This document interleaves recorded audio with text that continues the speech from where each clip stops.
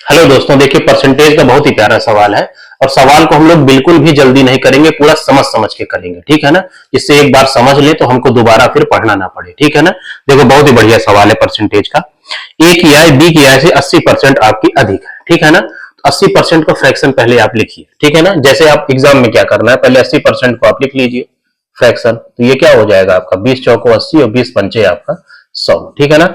अधिक वाला फ्रैक्शन है तो आप प्लस लगा लीजिए। ठीक है ना। अब जैसे आप कंफ्यूज होंगे कि हम नीचे वाली वैल्यू ए को लें या बी को लें। ठीक है ना। तो जिससे हम कंपेयर करते हैं वही आपकी नीचे वाली वैल्यू होती है। जैसे आप इस लाइन को ध्यान से पढ़िए, ए की आय बी की आय से 80% आपकी अधिक है। किससे 80% अधिक है? बी की आय से। ठीक है ना। तो नीचे वाली वैल्यू हमेशा आपकी बी की होगी। ठीक है ना।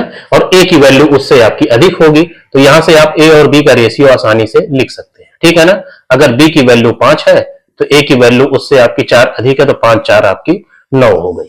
ठीक है ना। ए और बी का देखो हमने रेशियो लिख दिया। फिर आगे वाली लाइन पढ़िए, और सी की आय ए और बी की कुल आय के 20% से 25% आपकी अधिक है आपकी। ठीक है ना। देखो जो सी की वैल्यू है आपकी ए और बी की कुल आय, ठीक है ना, क्या कह रहा है ए और बी की कुल आय, तो ए और बी को ऐड करिए, कितना आया 9 5 आपका 14, मतलब 14 के 20%, इसके 20% से 25% आपकी अधिक है आपकी। ठीक है ना। तो 25% का फ्रैक्शन क्या होता है 1/4। ठीक है ना। तो 4 से आपकी एक अधिक है, तो मतलब क्या है आपकी 5/4 है आपकी। ठीक है ना।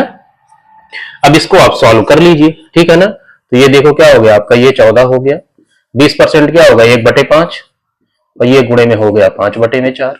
5 से 5 कट गया, ये 2 सत्ते 14 हो गया, और 2 दुनिया आपका 4 हो गया। तो सी की वैल्यू कितनी आ गई 7/में आपका 2। ठीक है ना। सी की वैल्यू आई आपकी 7/2। ठीक है ना।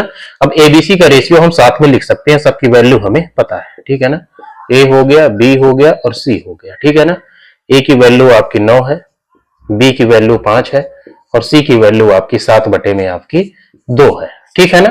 अब ये नीचे 2 को हटाने के लिए हम पूरे तीनों को जो है 2 से हम गुणा कर देंगे, तो नीचे वाला 2 आपका हट जाएगा। ठीक है ना। पूरे को आप क्या करिए 2 से गुणा कर दीजिए। ठीक है ना। तो ये क्या हो जाएगा 2 9 18, ये क्या हो जाएगा 2 5 10, और ये कितना हो जाएगा 2 से 2 कट जाएगा तो 7 बचेगा। ठीक है ना। अब देखो आगे आपसे क्या कह रहा है, सी की आय ए की आय से कितने प्रतिशत आपकी कम है। ठीक है ना। तो देखो ए तो आपका 18 है और सी जो है आपका 7 है, तो ए से सी कितना कम है आपका 11। ठीक है ना। और जिससे बोलेगा ए से बोला है कम, तो ए की वैल्यू आप नीचे रखिए और गुणे में आप 100, तो यही आपका परसेंटेज हो जाएगा। ठीक है ना। इसको आप देखिए सॉल्व करिए तो कितना हो जाएगा 1100 बटे में आपका 18। ठीक है ना। सॉरी 18 हो गया। इसको सॉल्व करिए, ये कितना 18 चक्का 108 हो गया, 20 हो गया, फिर 18 1 के 18 आपका। ठीक है ना। 61 दशमलव समथिंग आपका आंसर होगा। ठीक है ना।